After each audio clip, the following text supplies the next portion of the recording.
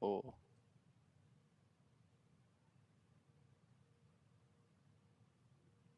Welcome everyone to our third webinar in the Enriching Literacy Practice series.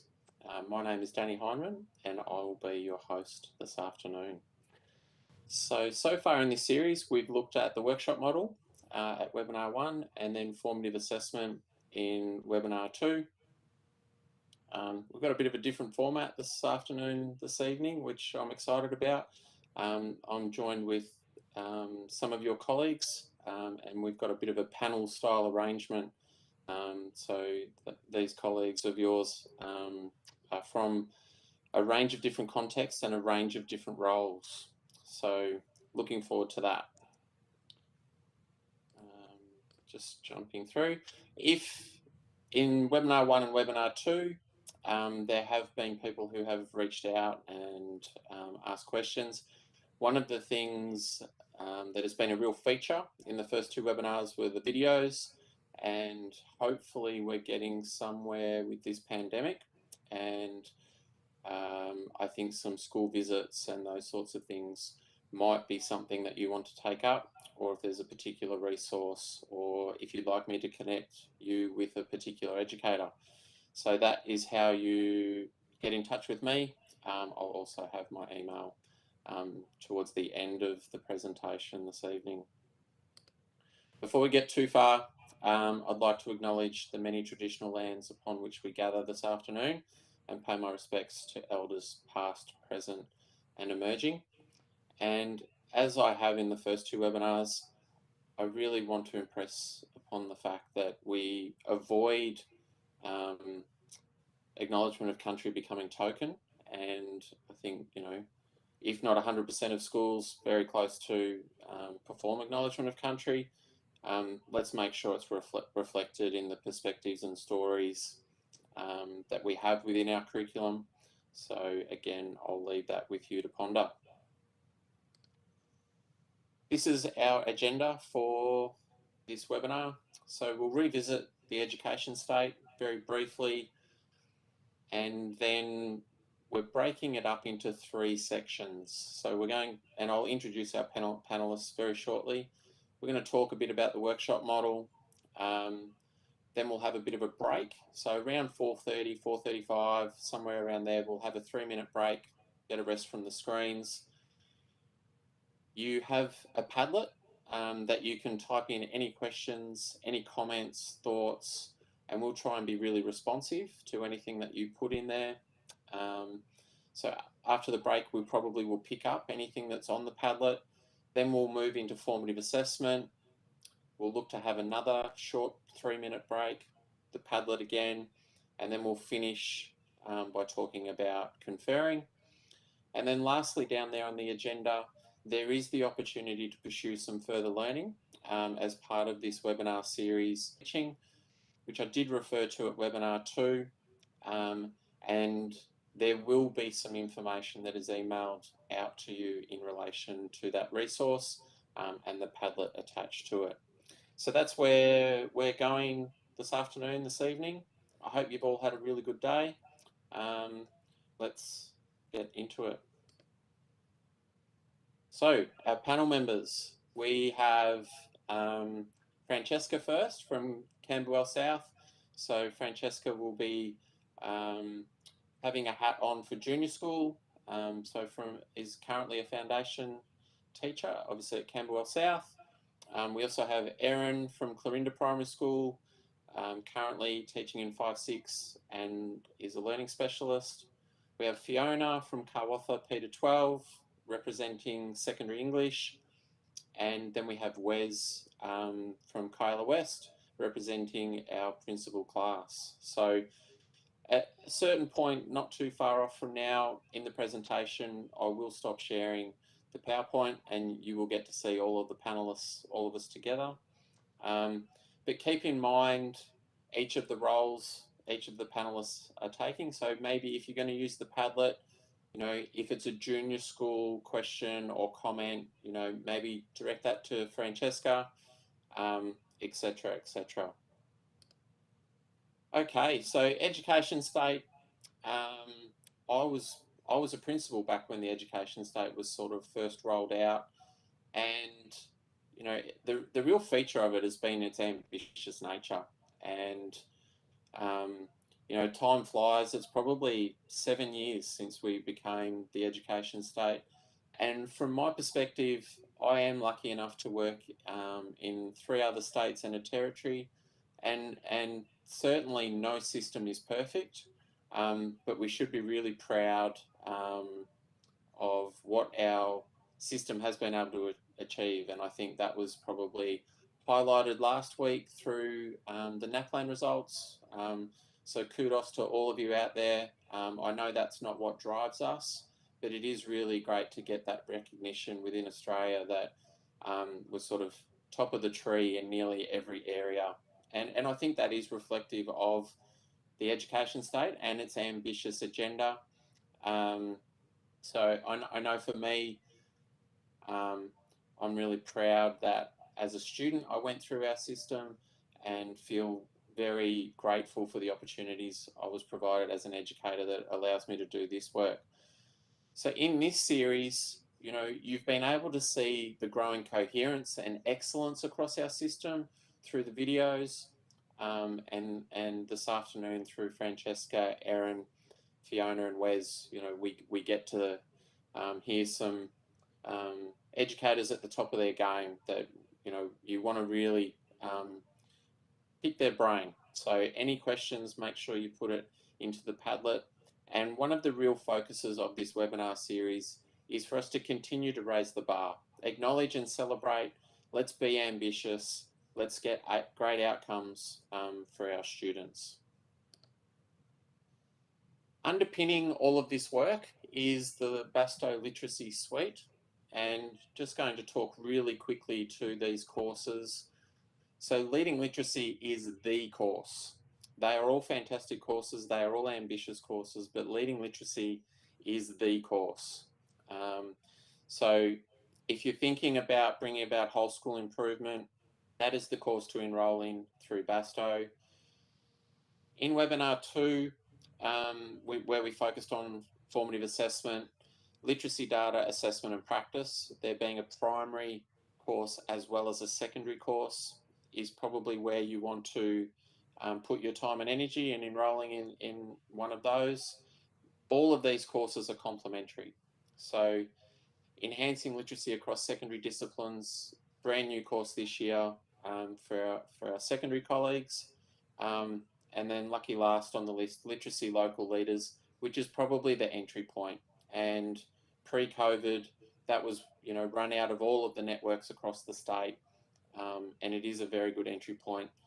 And probably going back to leading literacy, that is where we want to probably have a team enrolled. And look, there really are people who have done the course on more than one occasion, so it's always updated. Okay, so workshop model is where we're going to start, and that was webinar 1. So you can access the recording if you are unable to attend webinar 1, or if there's something that you want to go back and revisit. So just really quickly, the gradual release of responsibility and the workshop model really is what underpins all of the Bastow Literacy Suite and all of the work that we are doing across the state with an increasing amount of coherence. This is what it looks like. Some people did reach out and sort of say, hey, can I get a copy of that? More than happy to do that if you require it.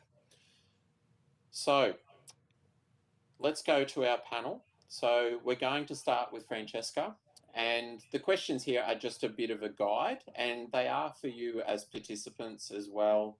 I know I don't want to steal Francesca's thunder, but I know that workshop model was in place when Francesca started at Camberwell South. So I'm going to, I do have a saying that, you know, in junior school we do the heavy lifting for our system, for our school, and I know that, you know, Camberwell South is going fantastically well, and, you know, Francesca's got a great team in foundation. So I'll stop talking and I'll hand over to Francesca. Thank you, Danny.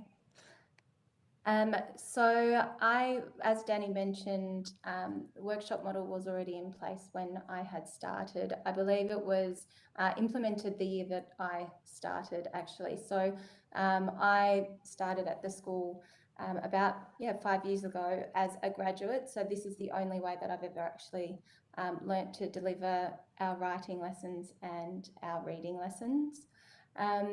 The implementation of the workshop was originally introduced to us by our leadership team. They had received some PD on the workshop model, and then they brought it back to school where it was slowly implemented over the year in the first year for writing. And then after writing was sort of introduced, then we really honed in on the reading workshop model. Over time, school has sent different teams to the Bastow courses, literacy, data assessment and practice. And then each of those members of the teams brought it back to school and they shared their knowledge with their teams. As a staff, we were all supported to implement the workshop model through PDs, learning walks where we were able to do peer observations. And initially in the early days of the implementation of the workshop model, during our PLC meeting times, leadership would actually come in and sit on with us for our planning and help us to effectively deliver our lessons and plan for those lessons. As a school, we really started to make changes in the way that we were planning initially, of course. So, just in terms of our mini lessons, that was a really big thing, a big focus for us with ensuring that we were sticking to the correct timing and so forth. And then, of course, as the years have gone on and new teachers have sort of come to the school or people have moved around the school into different years and so forth, we've been supported to, buddy up with a mentor and, work alongside each other so we can do things like team teaching, where you might be modelling not just for the kids, but you're actually modelling for the person who you're mentoring. So lots of opportunities there. And then we've really, over the time, created a bit of a culture where feedback is so regular and it is such a natural part of our practice that giving and receiving feedback just happens quite naturally. And of course, learning is happening there too. Our school is also supported with a literacy specialist. And so she's also there to support all the teams across the entire school. We're obviously getting regular PD as well. Whole school moderation is something that we're regularly doing as well. And then, of course, we've employed Danny, who we're working really closely with as well to help implement some changes. So thanks for that, Francesca. That was a really good kickoff for us. I've got a question for you. So often you'll hear educators sort of say, well, maybe you can't do that in foundation, or foundation's different, or you probably have heard things along those lines. I'm not sure if I've exactly nailed it, but you probably know where I'm coming from. And I'd probably like you to talk about sort of how you get your foundation students from the get-go into it, and your expectations and those sorts of things. Yeah, sure. So I initially started in year 4 and then I moved to prep, and I was 100% one of those people who went, what? What do you mean we're going to do this in foundation? So I was definitely there. However, it just works. And I think for us as a prep team, the way that it has been able, the workshop model in particular with writing has been able to work, it's because of the way that we set it up right from the beginning of the year. So initially, as I said, a member of the team went off and did some PD at Bastow, brought it back, and we've since then worked as a team. And now we sort of set up the workshop model right from the beginning of the year. So it comes down to how much, I guess, how much you're willing to give the kids. They're always referred to as writers right from the beginning of the year. And I guess it just comes down to how much you're actually prepared to let the kids have ownership over their own learning. So we set up our expectations right from the start of the year that includes mini lessons with modelled writing, and then right from the start of the year, the kids are exposed to having their own sustained period of writing within that workshop model. In that time, they're supported with conferences, and right from the beginning, they are sort of referred, like I said, they're referred to as writers. So that environment is established right from the start of the year. Does that answer your question? It does very well. I've got one little follow-up, if that's all right, and then we'll throw to Erin. But probably give us a little bit of insight. I know the focus at Camberwell South this year is writing. Give us a sense of how much time your students are writing independently within the workshop, and if you want to talk to reading briefly as well, around independent reading, independent writing, and whether you can remember how much by the end of term one, end of semester one, and sort of where we're at now and what you're hoping for the end of the year. Yeah, sure. I mean, it's very different at the moment because of remote learning. So I'll talk to what it looks like ideally in a normal scenario, as though we're at school in a classroom. At the beginning of the year, the sustained period of writing time within that workshop model is at least 10 minutes. During that time, though, it's important to remember that as foundation students, part of that writing time is them delivering their ideas through drawing. So that is a really crucial part of the workshop model for the kids, that they are actually able to express their ideas through their drawings, because at the beginning of the year, many of them aren't necessarily writing letters.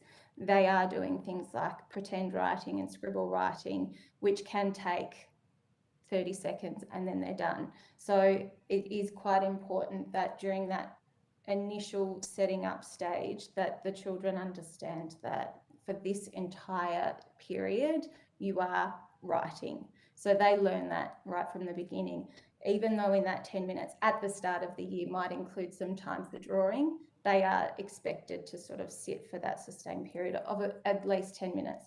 By the term 3, they are able to write for much, much longer.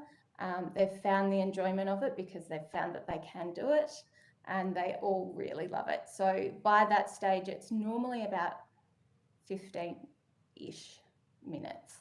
We tend to put a timer on during that time as well. We've got some relaxing, calm sort of music. So the tone is set. This is our writing time. And before that timer goes off, the students know as well that they are not to be doing anything other than actually writing. Right. Thanks, Francesca. And what I'd probably build on and say there, I think you've fantastic summary, is it is kind of around expectations. And you know, out of the videos that we saw in webinar 1 and 2, you know, we've got schools that are quite disadvantaged that are doing this as well, and the students just rise to your level of expectation. And yeah, thanks Francesca. So let's go to Erin. I could see Erin nodding at what Francesca was sharing, because I know that Erin has taught nearly everywhere in the time that I've worked with her, and part of that was in foundation. But now we've got the 5-6 hat on, and have had for a couple of years, as well as learning specialist. So I'll stop talking and I'll hand over to you, Erin, and you can share some of the great work that you've done over the last few years. Sure, thanks, Danny. Yeah, I was nodding. I get so excited when people talk about what their preps can do, so that's lovely to hear. And yeah, it's just a testament to the workshop model and what it does for our kids. At our school, we've been implementing this model for 6 or so years now. So before we introduced workshop model, we had really inconsistent practice across the school. We'd worked with a literacy coach for a couple of years, so there were a few people, a few year levels, you know, trying out things like a writer's notebook or a bit of independent reading time, but there wasn't a clear or a consistent model. And as a third year teacher coming into the school, I'm going to be honest, I had no idea how to teach reading or writing. I felt like I was just kind of floundering. So whole school implementation of the workshop model for us began in 2016 when myself and my colleague Dee completed Leading Literacy at Basto. And we started out just by introducing a really simple workshop structure to our teachers. For reading is where we started first. We just started with a mini lesson and then independent reading time and then sharing time. That was it. And within that, we worked on some of the basic structures that we needed. We used after school PD sessions as well as whole school curriculum days to work on things like setting up classroom libraries, conferring one-on-one conferences, mini lessons, and teaching the comprehension strategies. And straight away, with those practices being trialled across the school, we really saw student engagement in reading lift immediately. It was very encouraging. And for teachers, it was a big learning curve for them. They really jumped in. And in terms of what we kind of found the trickiest to adjust our practice to, what people struggled with the most, conferences, one-on-one conferring, and keeping mini lessons short were definitely the biggest things. I don't know if you've met any teachers, but we generally like to talk. So keeping things short is always hard. So we ran a lot of professional learning over a number of years on what conferences were, how to run them, what they could look like, including watching videos of each other's practice and practice from other schools and experts from Australia and America and places as part of our professional learning. And that really helped people kind of build up their practice over time. With mini lessons, we gave staff lots of strategies for how to just talk a bit less, things like adjusting our planning or putting less in, as well as we actually ended up having a time yourself challenge where there were chocolate frog prizes for the teachers who could record the, you know, most to time mini lessons over a couple of weeks. I don't remember who won that, but I remember competition really got everybody going, so that was good. And so that's kind of where things started for us. And since then, we really just kept building on our practice. So after Dee and I attended Leading Literacy, we've really just kept building, as I said. So a number of staff, including myself, did the local literacy leaders course, which was called Leading Literacy for Networks at the time, I think. Dee and I completed literacy data assessment and practice as well. And that was a real shifting point for us in terms of thinking about whole school assessment and whole school curriculum. In 2019, we implemented the writers workshop as a focus, along with the 6+1 traits of writing as our kind of language. We worked with Danny to do that, which really helped us build our knowledge around not only the writers workshop, but also the language to use for writing. And we had a professional reading book club of the traits book that went along with that, which helped staff really understand what we were actually talking about and what we were on about. And that built a lot of confidence for people. And we also then started really refining our workshop model practice. So we moved away from just that basic structure with mini lesson and independent work time and sharing time to the full workshop model. So having the opening, mini lesson, first work time, catch, second work time, and sharing, which at the time felt like a huge change for people. But when I look around our staff now, everyone is just so comfortable with it. It's just what we do. And it's just what works. And we can see that it fits in our conferences and our focus groups and all of that. And so I think that was the point when we kind of implemented that I went, okay, we've got this now. This is what we're going to run with, and this is what's going to keep going. And we can see that in our teachers now that they're really confident. We've also done things like changed our curriculum and the way that we plan. So we've gone from having kind of bits and pieces of planning documentation to having whole school scope and sequences and unit planners that are connected across the school. So there's a real sense of kind of collective efficacy amongst the staff and the way that we teach literacy, which is really exciting. And we just keep building on it. We just keep doing professional learning and improving what we do and refining our practice all the time. And we're definitely not finished, and we're just going to keep learning. Great, thanks, Erin. And, you know, I think one of the features at your school for a period of time now has been that consistency across the whole school. And I am going to go to Fiona, but maybe I'm assuming Wes, when we get to Wes, might talk about learning walks, and I'm interested to hear about your thoughts around that too, Erin. So we might come back to you. But thank you, and let's go to Fiona. So Fiona's wearing the secondary English hat, and I think implementation for Fiona 3 years, I think, or in our third year. Yes, this is our third year now. And obviously a little bit of interruption, but I think from my perspective, there's an increasing number of secondary teachers embracing workshop model, and Fiona is a fantastic example of that. So I'll stop talking again, and we'd love to hear what your experience is, Fiona. Thanks, Danny. So I'm from a P12 college, and to be honest, you wouldn't always know that we are a P12 college. We have basically separate schools, and through our journey with the workshop model, we have been able to really become one school, because we didn't even know that the primaries were already doing this sort of thing. So it was a revelation to us. But then when we were talking to the primaries, they're like, yeah, we've always done this. So the opportunities for learning for us have just exploded, and it's been a really fantastic thing for us. So as Danny said, our journey started about 4 years ago when we were invited to participate in a community of practice with other secondary schools from the southern region. That's where we were first introduced as a secondary school to the workshop model. And during that first year, we quickly decided that we couldn't do a complete whole school implementation. So we decided to do a staged implementation, and we are now in the third year of that. So the students who we started with in year 7 are now in year 9. And I think one of our greatest indicators of success is a very senior teacher who has been on the journey with us and who was quite skeptical at the beginning, actually said to me this year, I can finally see how this has worked, because I can see how the year 9s are thinking differently.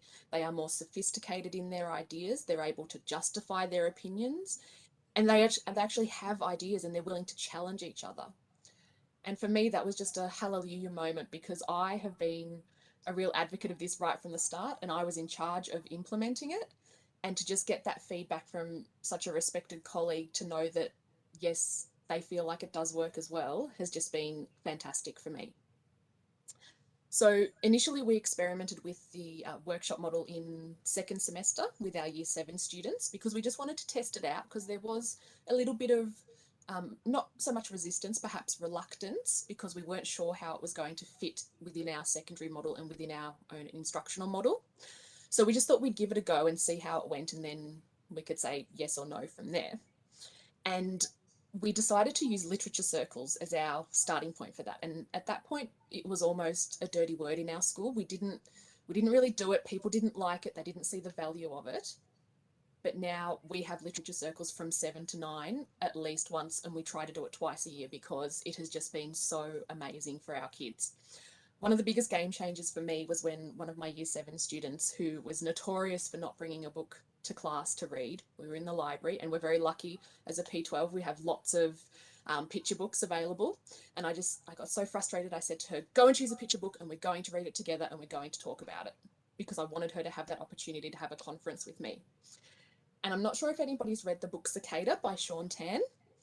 At that time, I had not read it, and she brought it over to me, and we started reading. And there's a moment, I don't want to spoil it, but there's a moment where Cicada climbs up to the top of a building and decides that he's going to say goodbye. And I thought to myself, oh heck, what have I done? What am I getting myself into? What am I going to have to unpack with this poor child? Anyway, Cicada, he sheds his skin and flies off into the forest, and everything's good, and he's laughing at us humans back in our little cubicles working away. So that was all good. But the discussion that I had with this student and the conference that I had with her was something that I had never experienced before. She understood the themes and the ideas. She was able to explain her thinking. And that was the first time that I had then used that text for a mini lesson, because I saw that it worked with her, a reluctant reader, and our focus is on reading. And I just thought, okay, I'm going to give this a shot. and I did my mini lesson. I stuck with the time because there was a lot of chalk and talk to start off with at our school before implementation. There wasn't enough agency for our students, and it was magical. I can't explain it any other way. And the thinking that the kids then applied to their own books during their work time, it was just on a different level. And for me, that was my aha moment where I was like, yes, I have to push no matter how hard the resistance is, because this does work and I know that it will improve our student outcomes. And so then I was able to do the literacy data and assessment practices course. And that has just opened up a whole new world for our formative assessment as well. And I know Danny's going to speak about that later, so I won't go into that. But I highly recommend that course because that has just added another dimension to the way that we use the workshop model in our school and the way that our PLCs run as well. Because we were probably, as English teachers, we focused a lot on inference rather than evidence, because we knew our kids, we knew what they could do, but we couldn't really support that with evidence. And so using the workshop model with the mini lessons and the reader's notebook especially, so they've got all of their thinking recorded from the mini lesson, and then when they apply it to their own learning, we're able now to look at that evidence, and that's one of our main forms of where we start off with in our PLCs, to see where our students are at and what they still need. Fantastic, thanks Fiona. And I think in my experience, when people do embrace workshop model and do it with fidelity and stick to the structures and those sorts of things, it does work. And you know, sharing anecdotes like you are, you can see, you know, that's what drives us as educators. It's not NAPLAN, it's not, you know, study scores, those sorts of things. They're the end outcome. But when we actually see our students getting it, you know, and enjoying it, particularly adolescents, you know, so I think it's pretty powerful. And I do want our secondary colleagues, you know, it's not just in English, so it is in other areas, and it is a growing number of secondary educators that are going down this track. Thanks, Fiona. We'll head over to Wes. Now, Wes is a long-standing high-performing principal. He'll probably blush through the screen hearing that. But I think it's around 4 years, give or take, for the initial implementation. And so if you think of that, you know, I know we got our NAPLAN results last week, and I know that for Wes, you know, his grade 3 students, you know, he got some really excellent results back last week, which I think Wes knew the approach is really effective and working, but, you know, got that affirmation and reward for all the hard work. So anyway, I'll throw over to Wes. Look forward to hearing what he's got to say. Thank you, Danny. Thanks for the very nice introduction. Yeah, so as Danny said, I'm the principal at Kyla West Primary School. We've got 220 students this year, and we're around about 10 classes, so a little bit on a smaller side. So it's not like we have teams of people actually to lead all the different areas of our school. But yeah, so for our school, we were back in, I think it was around 2018, I reckon, when we might have just started up with Danny, but we used to have Cafe and Big Write, and that was implemented, I suppose, on varying levels and varying degrees of success, I suppose, across the school. One of the things with our school was we've always had reasonable data, but the question was, you know, can it be better, and how can it be better? So for us to have a look at our practice, do some research around the workshop model, and it was through Leading Literacy that we ended up doing that. So we'll really, you know, to be honest, to say that everything went smoothly, I'd be lying. Things didn't go smoothly straight away. Things were a challenge with some staff, and I suppose the advice from my side is you get your people like Francesca or Erin, who are real leaders, who are really keen to take on the new model, and run with them for a little bit and see the successes. And then when people can start to see some of the, I suppose, the successes and the engagement levels of the kids in the classroom, and that was when things started to turn for us. When we had a couple of really dedicated staff who were keen to have a go at it. And to see we started off with reading, and to see how engaged the kids were during the reading session, really started to, I suppose, gain a bit of momentum. So then from that, it's all around building the knowledge of our staff.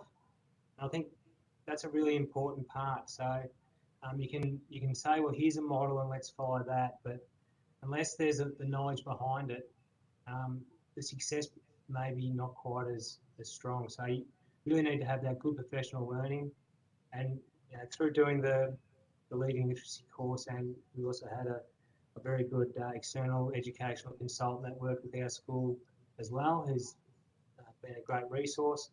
That just continued to build on what people knew, and then continue to add more and more levels to that. So the stuff in the workshop model for us, it's a lot of stuff people are already doing in their classrooms, but it's how you're doing it. How long are you actually out the front? How long are you on the stage? Now, we had some great teachers, particularly some of our more experienced teachers who had such a great relationship with kids, but they loved being on the stage, and they would sit there and talk for 20, 25 minutes in the morning. Monday morning they'd talk about what they'd done on the weekend, and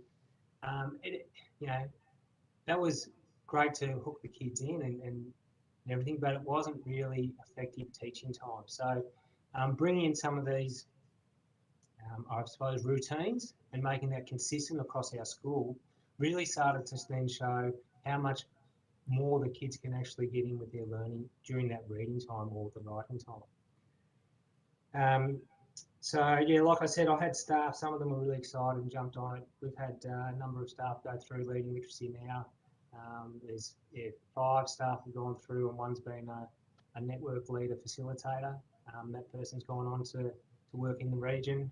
So there's some really good learning through that. But yeah, a number of staff who have got involved in it, and we're really keen to try out not a new model, but just something that was really consistent and had a good structure around it. Like I said, I had some experienced staff who were reluctant, saying, oh, this is just another thing, or we're already doing that. But to try and hone them in and get them to change things and tweak things, and the only way you can really do that is to get in the classrooms. So, and probably that was something that, we went around to classrooms before that, but I suppose upskilling myself and knowing the types of things that I need to be looking for, the way that I can reflect on what the teacher's practice is, how can I really encourage that. So I really worked on a strength basis. So often went around to the classrooms, and sometimes I would spend longer periods of time in the classroom. So it might be for 30, 40 minutes or longer in one particular classroom, particularly when we were starting off, we had people who were interested in it. And then other times I'd be trying to get across a number of classrooms, and fortunately our school's small enough, with 10 classrooms, I could get around the classrooms and go, okay, how are we going for that time on the stage in that first mini lesson? So I could see if people were going a little bit over time, or if they were keeping pretty well to time.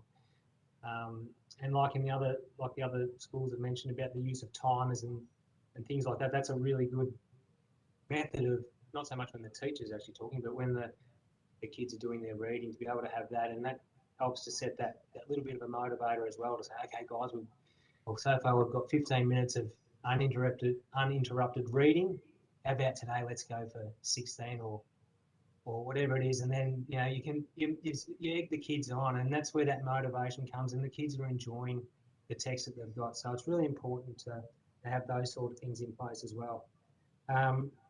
As far as the daily learning walks and talks, I would get back and either talk with teachers one-on-one and provide a little bit of feedback, and again trying to work on the positives. And I'd also send out a weekly email usually, and just say, these are the things that I really noticed were going really good in the classrooms. These are some things that we want to try and work on. So always try and have 3 or 4 positives, and maybe only one focus area as not a negative, but an area we want to try and improve on. And then that might end up leading and following up with our professional learning after that in the following week. We've also been able to use some video as well, as Erin had been talking about, whether that's on a particular area, whether it's a mini lesson or whether it might be to do with a conference or something like that. But that's been really valuable for our teachers as well. Again, you use those ones who are really keen and willing to share, and then as the other ones get that little bit of positive feedback, they go, oh, do you want to come in and have a look at me and maybe get a video of mine, and then being able to share. And of course, when you share that to the rest of the staff, there's no one on your staff who's going to say, oh, that was no good. Like, and if they do, they're going to get shot down pretty quickly as well. So it helps to build that real team. I think that's the thing that once it is starting to gain momentum, it does build that real team and shared knowledge and shared learning, not only for the children in the school, but also our teachers are doing that as well. And then there's other schools that are doing it. And yeah, so look, we've had a really positive experience. Would I say it was easy? No, we had some staff who weren't keen on making the change, and had to work pretty hard with them around the sorts of changes we needed to make, and how we did that. And some we ended up finding some different roles within our school. Another one's moved on to other things. So, they're challenges, but overall, it's been really rewarding. And my thing that I always look back on, what are we doing this for? Well, we're doing this for the learners in our schools. And if we're not providing them with the best opportunities, am I doing my job as a leader to be able to make sure that my kids are getting the best opportunity at my school? So that's probably where we've sort of started. And yeah, as the other presenters have mentioned, it's never ending. It's going to just keep on building and building. So yeah, I don't know, Danny, if we've covered enough there. But... Yeah, no, great job, Wes, and thanks to all four of our panel members for kicking that off. I think you're getting a perspective of reading, writing, junior school, senior school and primary, secondary English, principal class. So we are going to head for a 3-minute break, and I will have the timer going on the screen. So we do have a few questions on the Padlet. So we've got a question around handwriting in foundation. So we'll pick up these questions straight after the break. A question around if we haven't introduced the workshop model before, should we simultaneously do reading and writing at the same time? And some questions around the breakdown of leading literacy. So we'll go for a 3-minute break. You'll see it counting down on the screen. Have a break from the screen, stretch your legs, grab a cuppa, go to the toilet, whatever you need to do. Put any questions on the Padlet and we'll get to them, but we'll see you back here in 3 minutes.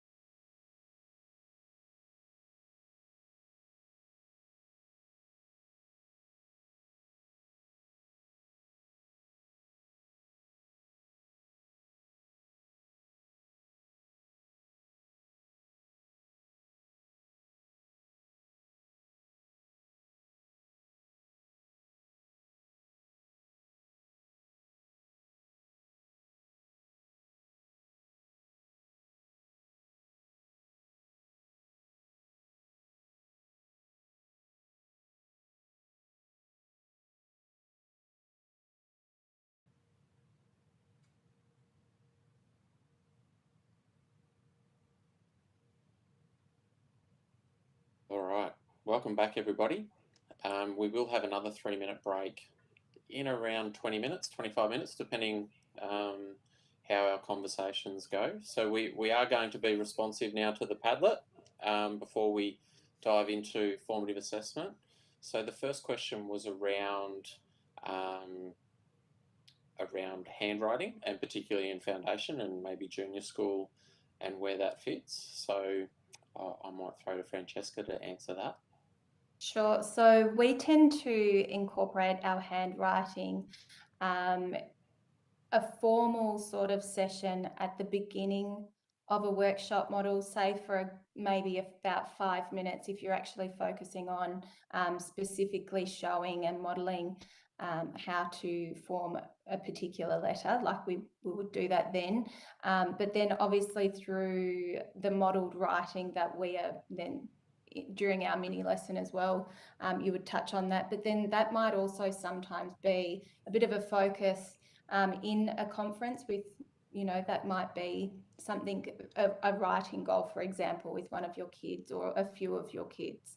But then, so we do a specific about 5-minute little warm-up prior to a session. And, you know, we just sort of tuck it in that way, but with always sort of referring back to it as well during that modelled writing in particular. Thanks, Francesca. I think that's an excellent way to show how handwriting can be built in. And I think sometimes educators can think that the workshop model is very rigid. And I think over time you learn to use it to be flexible and be able to weave things in. So I think that was a great example. Our next question on the Padlet is around our school doesn't currently follow the workshop model, but we want to begin in 2022. And would you advise implementing reading and writing workshops simultaneously, or first one and then the other? Fiona, would you like to maybe answer that for us? Yeah, sure, Danny, thank you. My simple answer would be absolutely not. Do not implement both at the same time. And the reason that I say this is thinking back to my experience. I needed to look at the readiness of my staff as a starting point, really. And I hazard to say that I don't think many schools would have staff who are ready to do both at once, because when you're just starting out, it is a lot to get your head around, and it involves a lot of experimentation and a lot of challenges and a lot of trying things and then perhaps not working. And I think if you try and do too much, then you're not going to do anything well.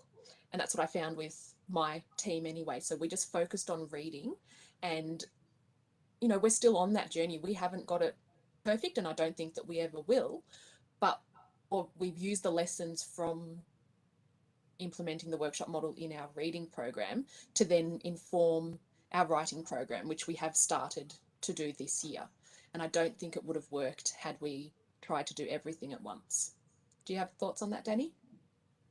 No, I think you've nailed it, and I think the other panel members are all nodding, and I think it is about playing the long game. And I like how you said, you know, get one area going really well, and then there's obviously a lot of that you can build on to move over. So yeah, perfect answer, I think, Fiona. Thank you. Last question at the moment on the Padlet is around what were the PDs that the school did to improve these conferences and such. So I know Wes is in leading literacy this year. I know Francesca's done LDAP primary. I know Fiona's currently in LDAP secondary. I know Erin's done both of those, LDAP primary and leading literacy. And I am lucky enough to work with most of them in their schools as well. So I guess it's all complementary. And I think probably what all of our panelists are talking about, and Wes finished on it really nicely, I think, is kind of the culture that you generate, and that there is that consistency and coherence within your school. So keep the questions coming on the Padlet. I think there's another one that's come in for year 7. Next term, I have 2 weeks in the English curriculum to write creative writing lessons. How would you suggest I structure it? This is year 7. I think I might just jump in there, Fiona, if that's okay. I think one of the things that I'm sort of hearing from a lot of people is that, particularly secondary, I suppose, that it's not that the year's gone, but we're already in term 4. That a lot of people are saying, well, here's our opportunity to trial things, and I think that one of the things around the creative writing is what Fiona's highlighted, is really making sure that you know what you want to be modelling, probably what you're explicit about, but trying to keep that brief, and then just really getting your students to write and take risks, get them to think about, who are they going to dedicate this piece to, what might their audience and purpose for writing this piece be, and how might they publish it. And I suspect those 2 weeks will go quickly. So hopefully I've done that justice. If there's any more questions around that, please put it into the Padlet. But we better keep rolling because we are due to finish by 5:30, and I do want to stick to that. So we'll move into formative assessment.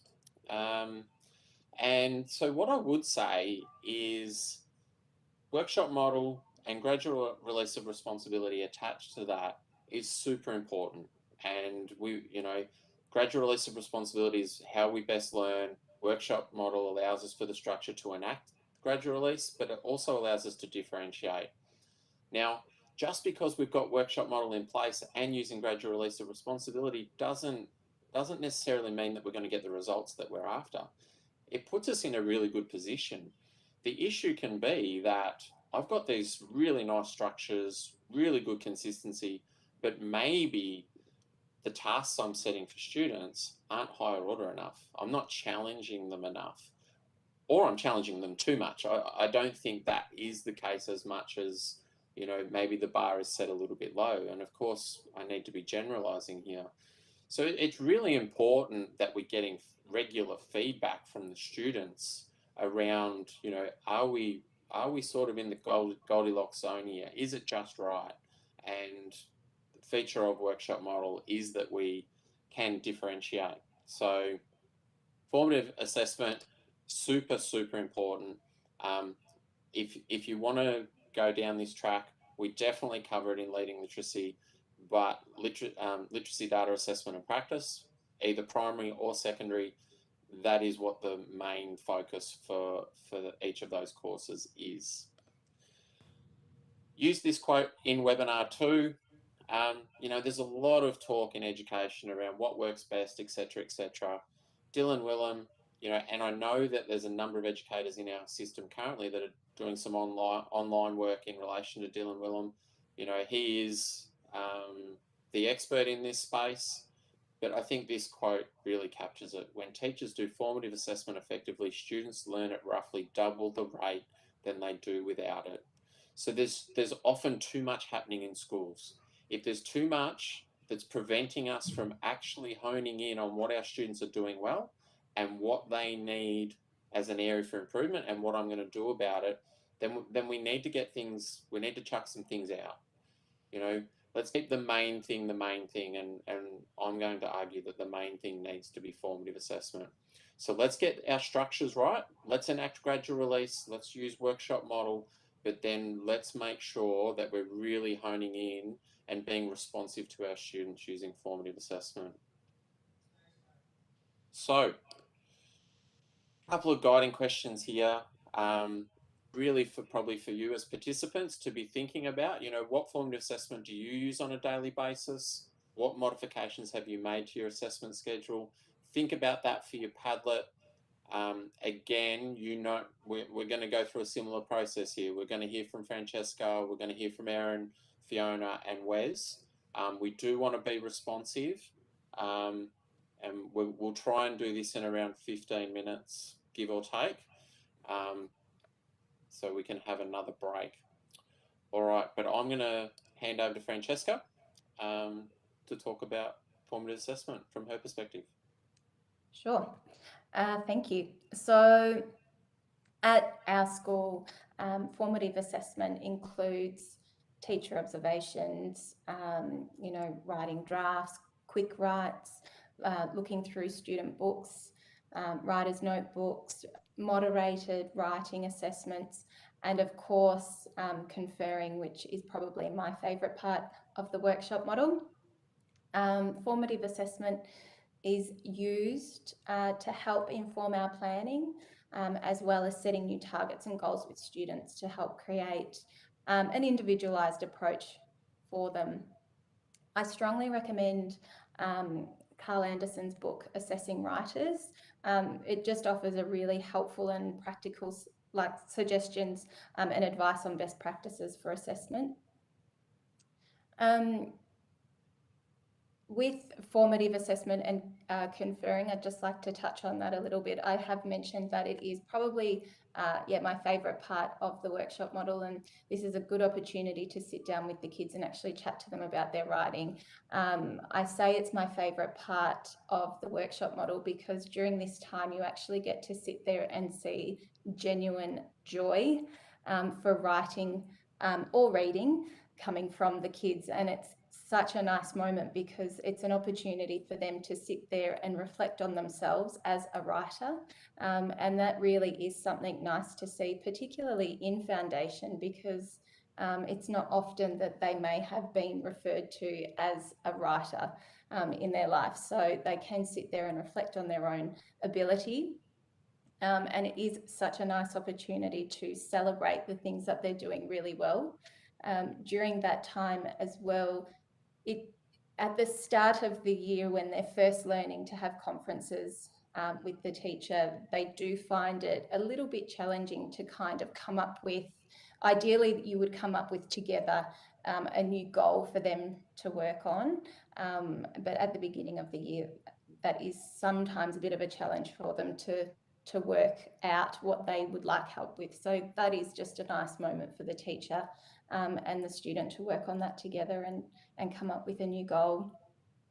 In terms of using that information that we gather, so I know that Danny likes to use individual books.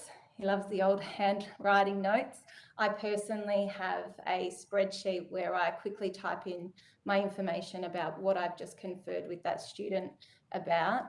The way I really like that I've got this on this document because my team have actually also got a page within the same document. So when it comes to our PLC time, we've got all of that data at a snapshot in one spot.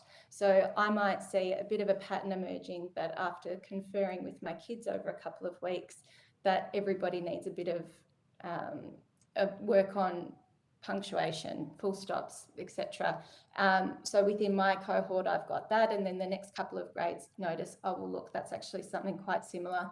There we go. They're our mini lessons. That's what we're doing next week. So it's very, very easy to use that data, put it into our planning, and then it's actually meaningful and it's impactful on the kids and it's directly targeted at what they need. It also provides an opportunity for us to utilise that catch as well. So if you confer with a couple of kids and you notice a bit of a pattern emerging, you can use that catch time within the workshop model to quickly target something that you might not necessarily have seen. So you can quickly catch all those kids, do something, another little mini lesson, and you've just covered something already. So it's really, like I said, it is my absolute favourite part of a writing workshop, just that conferring time. Have I covered enough for you there, Danny? Well, you're on mute. It's not very good of me. Excellent, Francesca, and you'll be happy to know that I'm starting to play around with Evernote. So, you know, I have been pen and paper for a very long time, and the document, trees. Saving some trees, yeah. And the document that you're talking to, I think is outstanding. And if people are interested in accessing that document, you're okay with that? Or yes, that's fine. I think I've sent you a photo of it with the kids' names removed. I'm pretty sure. Yeah. So if people are interested in that, I have my email at the end of this presentation again. But yeah, super impressive, and it's such a strong team, the foundation team at Camberwell South. So, and you can hear why. So thanks, Francesca. Over to Erin. Thanks, Danny. Well, I'm still pen and paper. Sorry, guys. I'm very cool like that.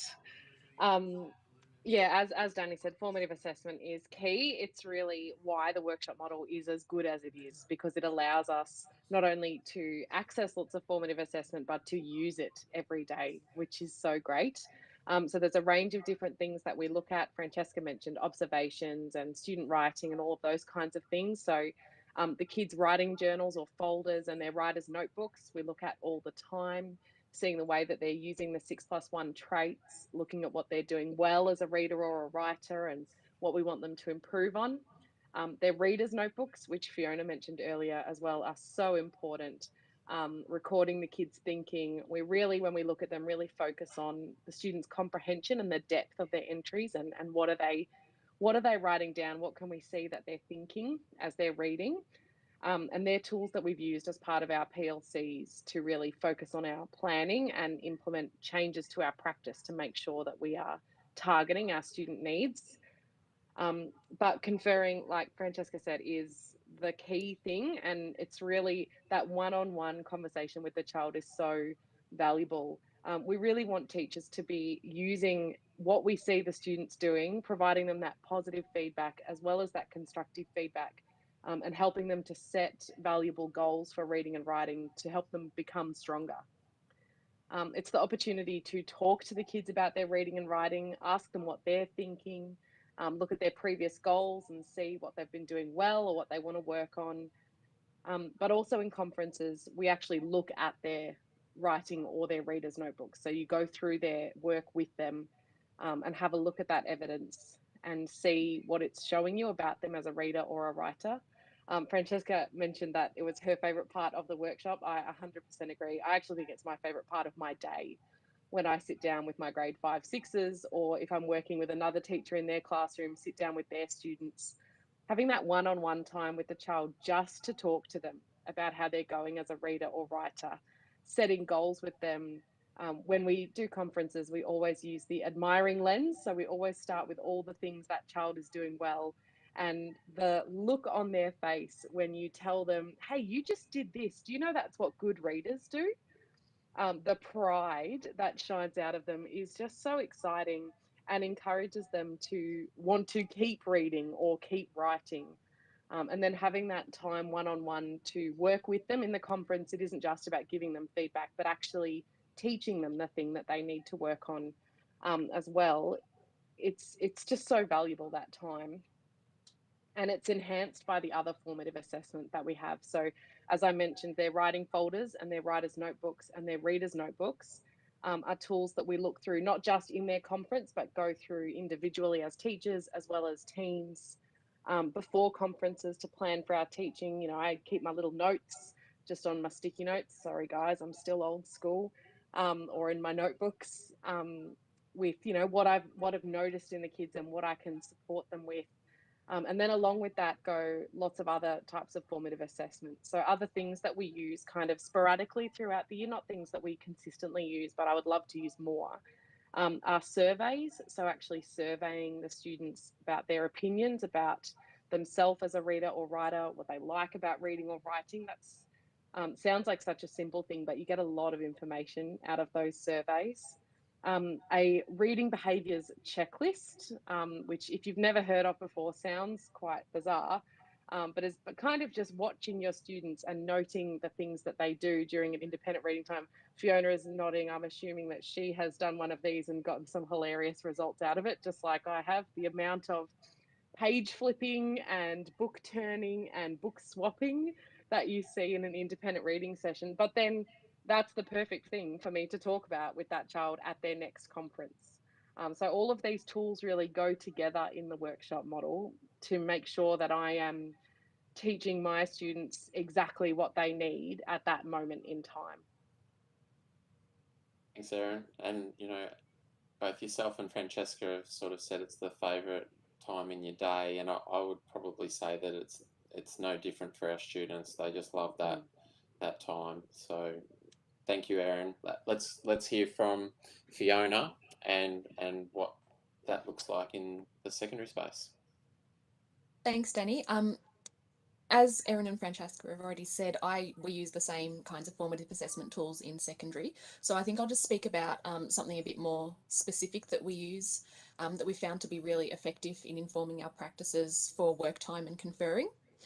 So during our mini lessons, sticky notes are our best friends. We go through thousands of them each year, I think, because we've set up a culture and an expectation that the students are going to capture their thinking in the moment that we've been using our short mentor text during that lesson. So after the think aloud, while the students are responding, we move around the classroom and get a real snapshot in real time to understand how we need to differentiate the next steps of our lesson. So we use these short responses to know who can already work independently and who needs more support, and we can really just do that targeted teaching that perhaps we weren't able to do previously. And based on this in-time formative assessment, we form strategy groups to provide more support initially while those independent workers are off doing their own work and their own reading. And then we use the second work time to provide further extension to those independent workers and confer with them about the thinking that they've been doing already during that lesson. So we try to capture everybody if we can during those lessons. Personally, I'm torn between the mini lesson and conferring as my favourite part of the workshop model.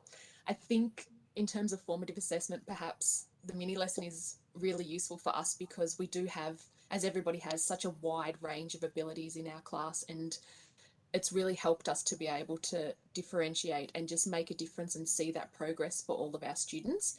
And it really helps us be able to have better conferences with them as well. My absolute favourite thing about the workshop model and about the formative assessment is the reader's notebook. I keep a reader's notebook myself, and it is my favourite thing to do. I'm such a nerd, I do it just for fun. But that's also that worked example for the kids as well. And for my team, initially, it was really good for them to see what I was doing, even when they weren't able to come into my class, so that then they could take that to their class and say, hey guys, this is what it could be and what it could look like. And I think the best thing that's happened this year is that I've got my year 9 class who I had in year 7, and they've still got their readers' notebooks. Some of them are onto their second one and even their third in some cases. But we're able to look back and reminisce together about things that we did in year 7 and have those really nice moments. And we can track that progress from 7 to 9. And it's been so special for the kids and for me as well to be able to share that with them and to be able to celebrate them as readers and writers and say, look at what you did in year 7 and look at what you can do now. And that, as the ladies have said, that sense of pride that the students have, it's just why we do it, I guess. Thanks, Fiona.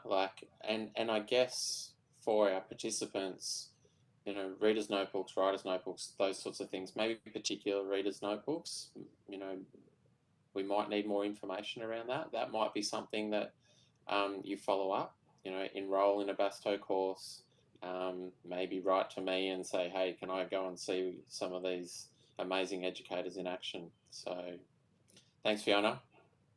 Let's head over to Wes and hear from principal class perspective, the leadership perspective. Thanks, Danny. Yeah, a lot of those areas have been covered around the types of formative assessment, I suppose. When I do my literacy walks or learning walks, just seeing the different techniques that the teachers are using as well. So throughout the mini lesson, if you're trying to gauge how the kids are going, if they're understanding, we use a lot of turn and talk. So I don't know if Danny's spoken about that yet, but anytime you go through your leading literacy course or whenever you're trying to implement the workshop model, there's a lot around that talk and communication, and it's not always just straight from teacher to student. So it's that student to student talk as well. So through students having those conversations, and then you do that for 30 seconds or whatever it is, and then you might roll out a couple of cold calls where you just, instead of hands up, everyone's waiting for their turn, and the same kids always put up their hand. You ping a couple of kids and ask them what the feedback was, and from that it'll actually gauge your teaching, and it's what you do from that point then. So okay, you'll hear the response, and then it's either a clarifying statement or maybe there's a bit more modelling that needs to happen. So that's where you start to get into those real nitty-gritties about really up-leveling that teaching and making that teaching at that particular point that it needs to be, or that point of need teaching, I suppose. So Yeah, that's probably one really important thing I think that comes through really strongly in the workshop model is having things in place where you can reflect and use that formative assessment really well. And once you're doing it and you're doing it well, you don't even know you're doing it. But being able to, and we use video a little bit and trying to highlight that, but that's also building the knowledge level of your teachers as well. So if they have a really good understanding of the reading strategies, or if they have a really good understanding of the writing traits, that's where you can link those I suppose those responses back into it. The other one that we also still do a fair bit in our junior school is running records still, just to look at fluency and things like that. So that's pretty valuable formative assessment, and it feeds into the PLC model a fair bit as well. But not that we're doing running records with everyone in every conference or anything like that, but we try and get 1 to 2 running records done for each student each term. So that's, and I don't know if Danny wants to say that's the right or wrong thing, but I know there's always a bit of flexibility with stuff, but that's what we do at KLOS, and we still value running records because a lot of our, particularly our junior school, they really used to do daily running records. Well, that's against with many kids, where now it's more of a focus part, just with the conference in that part. But yeah, other than that, I think the other panel members have spoken well in that area, Danny. Yeah, thanks, Wes. And I think for me, we're going to go for another break, and I'm just going to answer some of the questions that have come through on the Padlet. One of the things for me, term 3, it's so, any term that's disrupted is annoying, but term 3 is the one where we normally get a lot of traction and there's less disruption and those sorts of things. I think there's a lot of implications around what our panelists are talking about in terms of reporting, and that these sorts of things that we're talking about and analysing for what our students are doing well and what they might need some support with, that's what needs to go on our reports. That's what needs to be forming our teacher judgments, as well as our summative assessments. But that's really where the term triangulation of data came in, is that it's not looking at 3 summative assessments, it's looking at a summative assessment in conjunction with the formative assessment that I'm gathering when I'm conferring in their readers or writers notebook, etc., etc. So we are just going to, it's 5:15 nearly. We're going to have a 3-minute break, and then we are going to attempt to do a speed dating of conferring. And then if there are any other questions, please put them in the Padlet for us. There's a question around curriculum, that there is some examples on the toolkit from F to 2. If you're after some curriculum examples, I'm happy for you to write to me and I will get you some for 3 to 6 if you're after that. The issue can be, though, you need to make it your own, but happy to give you some examples. There was a question around, some examples of conferring. In webinar 2, Francesca did an amazing example with young Teddy. So I'd probably direct you to webinar 2 and watch the recording and see Francesca in action. There was also a question around, Francesca talked about Assessing Writers by Carl Anderson. I do, where to find that, I do have it on a slide that's coming up. So if whoever asked that question, I'll give you a little bit of time to find that when we get to that slide. Put any questions for us on the Padlet. We are going to go for a 3-minute break now. Take a break from the screen, stretch your legs, do what you need to do. See you back in 3 minutes.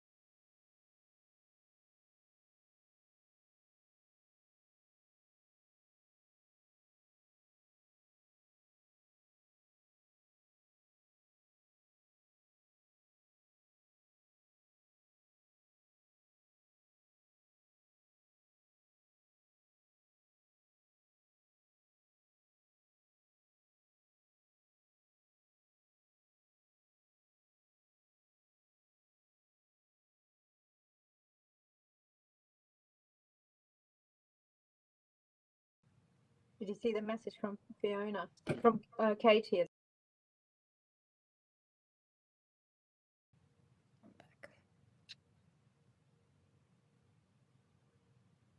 All right, welcome back, everybody. Apologies, I nearly sent us off for another 3 minutes. So I think there was a question to connect with one of the panelists. So my email address is at the end. So happy, and our panelists are happy for people to connect with them. So if you would like to do that, please send me an email when we get to that point. So, and thanks for all the friendly shout outs on the Padlet. I know it means a lot to our panelists. So we are going to finish up the last 10 minutes here just with a quick, you know, probably can't do it justice, but we're going to talk about conferring really quickly. There was a question around assessing writers. So the text that Francesca was referring to, it's a little bit fuzzy here, but it's by Carl Anderson, A Teacher's Guide to Writing Conferences, and it's grades K to 8. The sister version is by Jennifer Ceravello, around reading conferences. Fits really nicely with our webinar series in that it's K to 8, or F to 8 for us, obviously. So these are excellent resources, but what I would say is that we learn a lot about content knowledge in reading and content knowledge around writing. I don't think we necessarily learn the art of conferring. I think we know our kids really well, generally speaking, but I do think that they're really good resources. And I do, in the schools that I work with, I really encourage educators to make their own videos, that you can make your own resource within your school, but they are a really good starting point. Okay, so just some questions, and then I'm going to give our panelists a quick opportunity to share their experience. And what I would say is, if classroom management or classroom behaviour is an issue, then we don't confer. We need to get an orderly environment, and often the workshop model is what creates that. The consistency and structure. We've talked about mini lessons being a real challenge to do it in the 10 to 15 minutes. So formal conferring should take between 4 to 7 minutes tops. If we're going longer than that, we're really trying to do too much in the conference. We might see if our panelists want to talk about their process for setting goals. Many of the videos that we've seen in webinar 1 and webinar 2, the schools involved have conferring calendars, so students know when their conference is going to be held. There's flexibility within that, and it's really important for our students to know what their role is. So they're coming to the conference prepared, they're leading the conference, and as the educator, we're really facilitating that. So I'm just going to stop sharing, and I'm going to throw to Francesca first. So we saw that fantastic example with Teddy in webinar 2, Francesca. Any quick tips, maybe around the goals, around how you set your goals with your students? Yeah, sure. So basically, like I think it was Erin who said that you look at their work through an admiring lens to begin with. The other thing as well, we don't just take the piece of writing that they're working on at that lesson. We actually have a flick through the pages and have a look at what they've done in the past and have a bit of an understanding of what they've done, you know, in the previous few days. I know in the older years, they might just look at a particular passage, for example, because they're writing much more than what the juniors are writing. So we will have a look again through an admiring lens and have a look at the things that the student is doing well. And then it's often prompted with, well, is there something that you're finding a little bit tricky, or is there something that I can maybe be helping you with? And toward the end of the toward the second semester in foundation, that's where the kids are so used to the process of the conference that they then have already begun to think about, well, actually, yes, this is what I'm going to work on as my goal, and this is what I want to have a chat to the teacher about. So toward the second part of the year is where the foundation kids are really independent with coming up with their own goals that they'd like to work on, which is nice.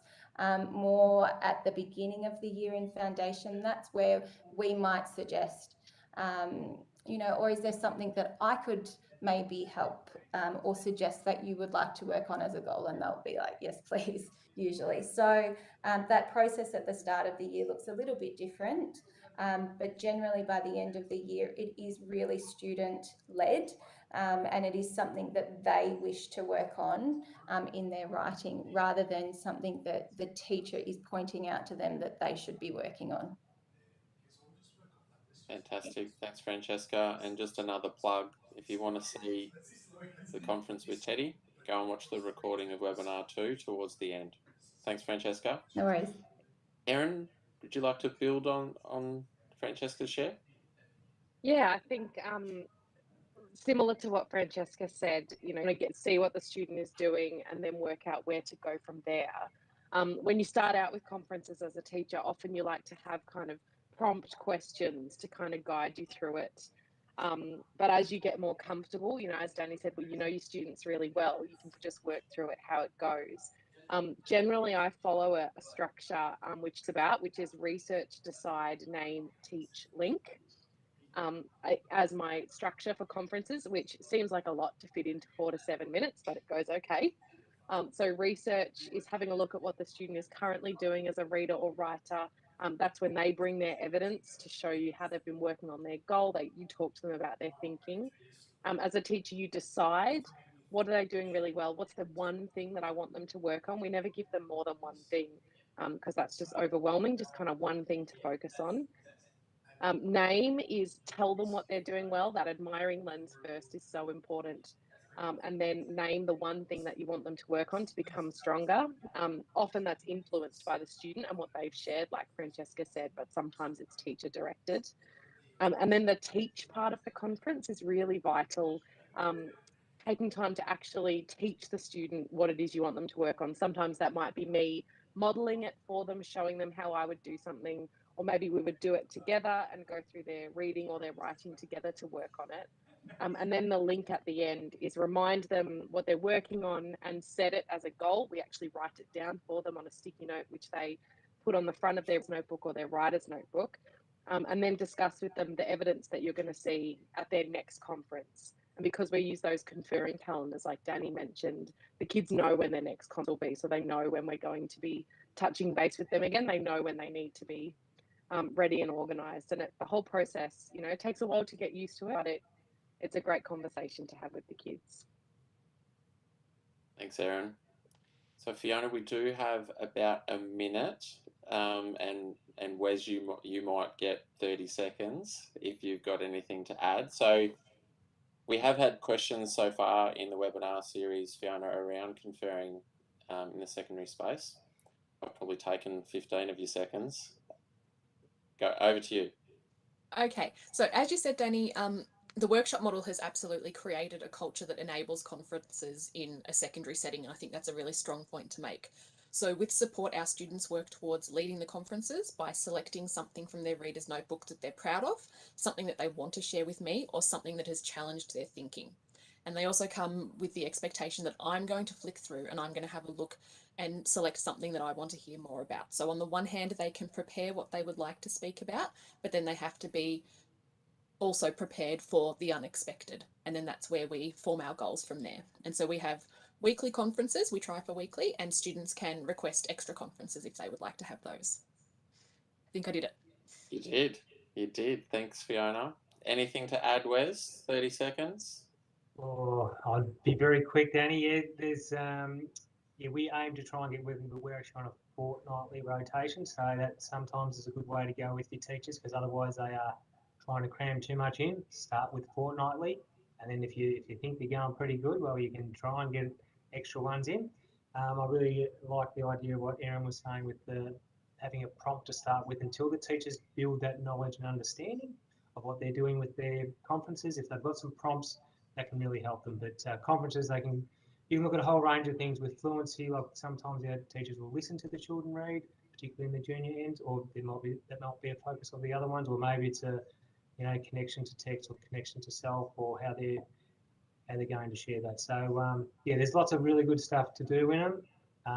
Yeah, again, it's building that knowledge and having a little bit of a structure around it as well. Hopefully that's not too much longer than 30 seconds, Danny. No, good job. Thank you, Wes. So thank you to our panelists for that share, and I'll give them a real proper shout out in a second. So the 3 webinars, we're just about at the end. There is some extra work if you would like to pursue, if you've been really taken by what we've discussed in these 3 webinars. There is an email that will come out for all of you that you might want to read. Targeted Teaching out of the Grattan Institute really is complementary for what we've been discussing in this webinar series. Here is my email again. If you need to follow up with anything from anything that's been discussed in any of the 3 webinars that we've had. So don't be shy. There's been a number of people who have touched base. So if I can help with anything, yeah, please reach out. But at this point, just want to say, a huge shout out. Thank you so much to Francesca, Erin, Fiona, and Wes for giving up their time and being so generous with all of their expertise and knowledge. So thank you, the 4 of you. Big clap. Thanks heaps. And I think the focus of this series has really been around let's celebrate as a system. We've done so well as the education state. Was acknowledged system-wide last week. But let's go again. Let's raise the bar. And the educators that you saw within this webinar series are really leading the way. And if you'd like to connect with them, I'm sure that they will take up anything that you throw their way. But that's all from us. Take care of yourselves. Hopefully you get a break when the holidays do come and that we get back to term 4 normality. All right. See you, everyone. Thanks.